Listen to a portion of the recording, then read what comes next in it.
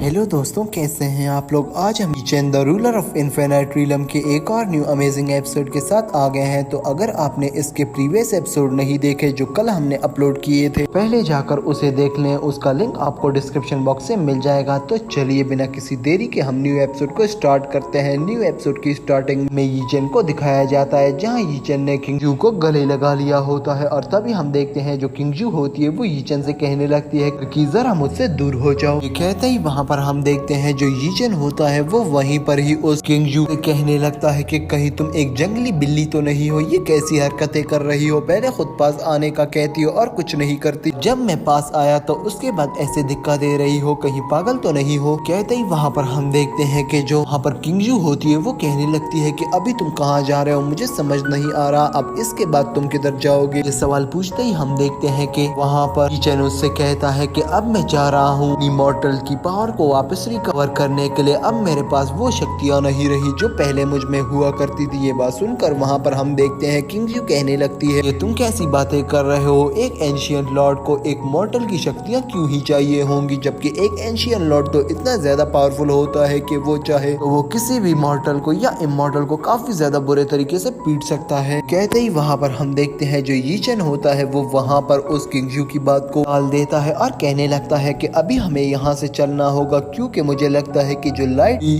वो कोई fire energy थी वो अब यहाँ से दूर चली गई है और जो उस फायर एनर्जी को डील कर रहा था वो भी अब यहाँ पर नहीं है, इसीलिए हम यहाँ से जा सकते हैं। कहकर वो वहाँ से निकलने लगते हैं और तभी हम देखते हैं कि वो लोग जैसे आगे बढ़ रहे होते हैं किंगजू कहने लगती है कि मुझे समझ नहीं आ रहा कैप्टन लिन के साथ क्या हुआ होगा, क्या वो लोग सेफ होंगे भी या नहीं। ये बात सुनते ही हम देखते हैं यीचेन कहने लगता है कि तुम्हें इस चीज की चिंता करने की कोई जरूरत नहीं है क्योंकि अगर तुम उनके साथ नहीं हो तो वो जिंदा भी होंगे और ठीक भी होंगे और ना ही उन पर कोई मुसीबत आई हुई होगी। बात कहते ही वहाँ पर हम देखते हैं जो किंगजू होती है वो कहने लगती है कि तुम्हारी बातों का क्या मतलब है, तुम्हें समझ नहीं आ रहा कि तुम क्या कह रहे हो, मुझे बुरा कह रहे हो, इसका ये मतलब हुआ ना। जिस पर हम देखते हैं ये बात कहते ही वहाँ पर जो यीचेन होता है वो कहने लगता है कि ऐसा तो नहीं हुआ, मैंने तुम्हें टारगेट नहीं किया, बल्कि मैं तुम्हें एक बात बता रहा हूँ। चलो अभी हमें चलना होगा लेकिन उससे पहले मुझे ऐसी चीज चाहिए होगी जिससे हम यहाँ से जल्दी ट्रेवल कर सके और उस ट्रेवलिंग के बाद मैं तुम्हें तुम्हारे घर भी पहुंचा दूंगा, लेकिन मुझे कोई ऐसा घोड़ा या ऐसी कोई चीज चाहिए भी होगी जो हमें जल्दी से यहाँ से ले जाए। कहते ही वहाँ हम देखते हैं कि जो किंगजू की वो सवारी होती है वो वहाँ पर आ जाती है और किंगजू और तभी वहाँ पर यीचेन वहाँ से निकल जाते हैं। ये सीन के साथ हमारा सीन अगले तरफ शिफ्ट होता है जहाँ हम देखते हैं कि कैप्टन लिन खड़ा हुआ होता है और तभी वहाँ पर वो सिपाही आता है जहाँ वो सिपाही कहने लगता है कि कैप्टन लिन हमारा काम हो गया, मैंने उस घोड़े को वहाँ पहुँचा दिया है, वो घोड़ा अब चला गया होगा उन लोगों के पास। इसलिए हम देखते हैं कि वहाँ पर हमारा सीन शिफ्ट होता है। अगले सीन में हमें दिखाया जाता है कि जो यीचेन होता है और वहीं पर ही के साथ जो किंगजू बैठी हुई होती है वो चुप तो नहीं बैठती। थोड़ा ही आगे जाने के बाद यीचेन से किंगजू पूछने लगती है कि मैं तुमसे एक सवाल करना चाहती हूँ, तुम मुझे उसका जवाब दोगे या नहीं। जिस पर हम देखते हैं यीचेन कहने लगता है कि तुम आराम से नहीं बैठ सकती क्या, तुम्हें हर पल कोई ना कोई मसला जरूर होता है या तुम्हें कोई ना कोई क्वेश्चन जरूर पूछना होता है। ये बात सुनते ही वहाँ पर हम देखते हैं जो किंगजू होती है वो यीचेन से कहती है कि प्लीज मेरी एक बात सुन लो। इस पर आखिरकार यीचेन कहने लगता है कि ठीक है बोलो तुम्हें क्या कहना है। जहाँ हम देखते हैं कि वहाँ पर किंगजू कहने लगती है जो एंशियंट गॉड होते हैं वो तो काफी ज्यादा पावरफुल होते हैं, हमने तो ये सुना है उनकी पावर अलग अलग किस्म की होती है, क्या मैं तुमसे पूछ सकती हूँ कि तुम्हारी किस किस्म की पावर है। ये बात सुनकर वहाँ पर जो यीचेन होता है वो कहने लगता है कि क्या वाकई तुम मेरी पावर्स के बारे में जानना चाहती हो। कहते ही वहाँ पर हम देखते हैं जो यीचेन होता है वो वहीं पर ही उस घोड़े को स्टॉप कर देता है और कहने लगता है कि मैं तुम्हें बताता हूँ कि मेरी पावर क्या है। ये कहते ही वहाँ पर जैसे ही वो उस घोड़े को रोकता है वो तभी अपना मुंह वहाँ पर उस किंगजू की तरफ कर लेता है और किंगजू कहने लगती है कि क्या ये वाकई में अब मुझे अपनी पावर दिखाएगा। और तभी हम देखते हैं कि जो यीचेन होता है वो दोबारा से अपने ठरकपन पर आ जाता है और वहाँ पर टच करने लग जाता है किंगजू को, जिसको देखते हैं किंगजू वहाँ पर काफी ज्यादा गुस्से में आ जाती है और वो उसे गाली देकर कहने लगती है कि इसके बाद मुझे टच भी किया तो मैं तुम्हें खत्म कर डालूंगी, तुम्हें मैंने इतना ज्यादा करीब आने का नहीं कहा है, कहीं तुम पागल तो नहीं हो कि बार बार मुझे टच करते हो। बस सुनते ही वहाँ पर हम यीचेन को देखते हैं जो कहने लगता है कि अब हम चलते हैं और रास्ते में मैं तुम्हें बताऊंगा कि तुम्हारे साथ क्या हुआ। ये कहते ही वहाँ पर हम देखते हैं जैसे ही रास्ते में चल रहे होते हैं वहीं पर ही यीचेन कहने लगता है कि जब मैं तुम्हें छू रहा था याद है कुछ समय के लिए तुम अपने हाथ को भी नहीं हिला पा रही थी और ऐसा हुआ कि जैसे समय रुक गया है, तुम अब भी मेरी पावर्स के बारे में नहीं समझी। ये बात सुनते ही वहाँ पर हम देखते हैं जो किंगजू होती है वो कहने लगती है कि हम वाकई में समय को इस तरह स्टॉप कर सकते हो। बात सुनते ही हम देखते हैं कि जो यीचेन होता है वो कहने लगता है कि बस ये डिवाइन कंट्रोल टाइम पावर है और ये पावर्स मेरे अंदर हैं और अगर मैं चाहूँ तो मैं किसी भी चीज को इस तरह रोक सकता हूँ। अब तो मेरी पावर्स के बारे में समझ गई हो। लेकिन इतना ही बस नहीं होता, हम तभी देखते हैं कि वहाँ पर जो किंगशू होती है वो कहने लगती है कि अब ये डिवाइन क्या भला है, मुझे इसके बारे में समझाओ। जिस पर यीचेन कहने लगता है कि स्पेस डिवाइन पावर यानी इसका मतलब कि स्पेस को कंट्रोल करना। इसका ये मतलब है कि स्पेस के अब अंदर जितनी भी हरकतें होंगी वो मेरे ही कंट्रोल से होंगी और उसके अलावा ये कोई भी नहीं कर पाएगा। ये सारी बातें सुनकर वहाँ पर हम देखते हैं कि जो किंगशू होती है वो और भी ज्यादा इम्प्रेस हो चुकी होती है यहाँ पर यीचेन से। तभी वो कहने लगती है कि स्पेस डिवाइन पावर तो one of the highest divine power है इन 7 पावर्स में जो वर्ल्ड में एग्जिस्ट करती है। तुम सच कह रहे हो, उनमें से एक पावर तुम्हारे पास भी है। ये बात सुनते ही हम देखते हैं कि जो यीचेन होता है वो कहने लगता है कि हाँ मैं बिल्कुल सच कह रहा हूँ, मैं तुमसे झूठ क्यों कहूंगा। और अब मैं समझा कि तुम जैसी छोटी लड़की, मैं समझा कि तुम काफी ज्यादा बुद्धू होगी, लेकिन तुम्हें भी इन 7 पावर्स के बारे में काफी ज्यादा नॉलेज है लगता है। ये बात सुनते ही वहाँ पर हम किंगजू को देखते हैं जो कहने लगती है कि नहीं मुझे इतनी नॉलेज नहीं है, बस मैंने अपनी स्नो शैडो फैमिली में एक एंशिएंट लॉर्ड को देखा था जो तुमसे भी ज्यादा पावरफुल होता था। हमारे पूरे स्नो शैडो फैमिली में उसका मुकाबला कोई भी नहीं कर पाता था और हमारे पूरे की पूरी स्नो शैडो फैमिली का उसी ने ही ख्याल रखा हुआ था और हमारी स्नो शैडो फैमिली को पहले स्नो शैडो फैमिली कहा जाता था और हमारी फैमिली का नाम काफी ज्यादा अच्छी और पावरफुल फैमिली में आता था। हम लोग अपने डोमेन में काफी ज्यादा पॉपुलर थे, लेकिन एक दिन ऐसा होता है कि जैसे ही हमारा वो एंशिएंट लॉर्ड कमजोर हो जाता है, फिर उसके बाद कोई भी ऐसा नहीं आया जो हमारी